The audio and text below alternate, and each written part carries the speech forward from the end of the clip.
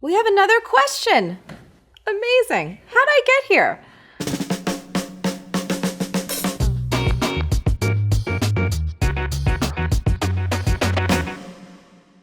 Hey, it's Marie Forleo, and you are watching Marie TV, the place to be to create a business and a life that you love so much. So much. And today's Q&A Tuesday. And today's question comes from Victoria. And Victoria writes, "Hi Marie, I'm wondering whether you have some tips for self-promotion.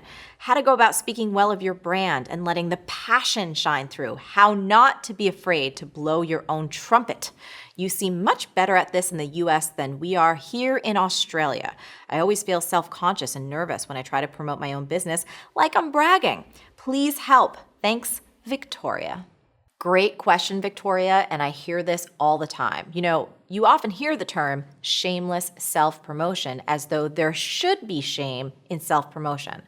I think it's important that we slow down and really ask ourselves this question. Where did we learn that self-promotion is bad? And more importantly, why do we accept that as the truth? As intelligent, thinking human beings, why is speaking about something that we do or have done a bad thing? And why do we equate expressing joy or confidence or pride about our work with something we should feel shame for? It's just crazy. I have a completely different point of view on this. In fact, I think you should feel ashamed if you don't promote yourself.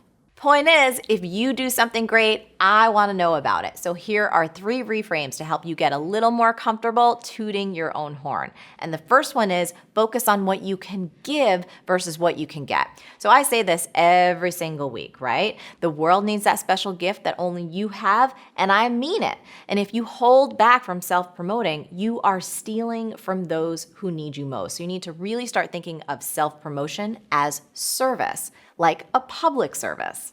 On a practical level, you never know if someone needs to hear about what you do. If not for themselves, maybe for their friend or a colleague. I'm sure you've had this happen in your own life. You go out and you hear about what somebody does, and maybe they're a web designer, and you say, "OMG, you're exactly the kind of person I've been looking for. Thank goodness you said something."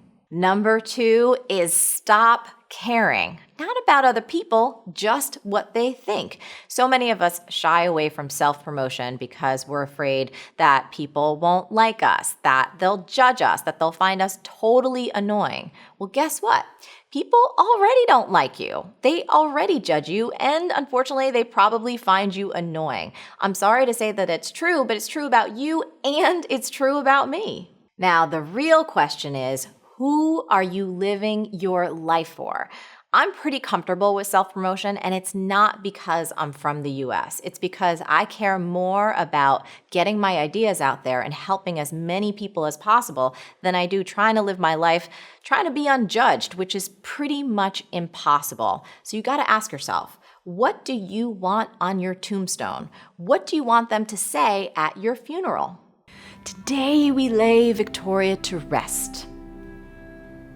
She didn't bother anyone. Amen. Anyone else care to say anything? Anyone?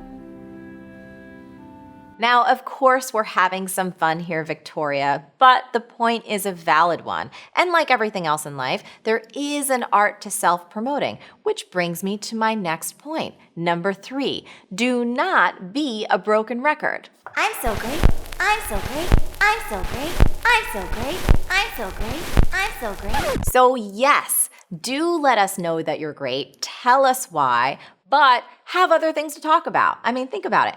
If you talked about your kids and only your kids again and again, or if I talked about Game of Thrones and only Game of Thrones over and over again, it would get pretty darn boring fast. So make sure you have variety and different topics. And of course, make sure that you celebrate other people and you will be totally fine.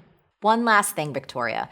What you're feeling is not just because you're from Australia. Most of us grow up being told, don't brag and don't show off. And I think it's time that we all started to untangle these feelings of shame and self-consciousness from sharing our gifts and offering our service to the world. And we can start by remembering this tweetable.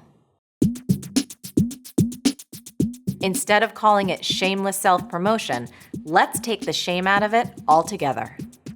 Victoria, that was my A to your Q, and I really hope it helps. Now, I would love to hear from you, and it's a two-parter today. So number one, have you ever held yourself back from sharing about who you are or what you do? What fear or concern stopped you? And number two, when it comes to self-promotion, which idea from today's episode do you need to remember the most and why? Now, as always, the best discussions happen after the episode over at marieforleo.com, so go there and leave a comment now. Did you like this video? If so, subscribe to our channel, and it would be great if you shared this with your friends. And if you want even more resources to create a business and life that you love, plus some personal insights from me that I only talk about in email, come on over to marieforleo.com and make sure you sign up for email updates because they're great. Stay on your game and keep going for your dreams because the world needs that special gift that only you have. Thank you so much for watching, and I'll catch you next time on Marie TV. Ready to find your voice and sell with heart? We'll show you how. Get started now with our free writing class at thecopycure.com. Side effects include enlarged profits. Trump your own blow. What? Somebody tooted their own horn? Same Oh my God, it's lunchtime! What kind of bug? As long as it's not a mosquito. If it's a mosquito, it needs to get out of town. Peace.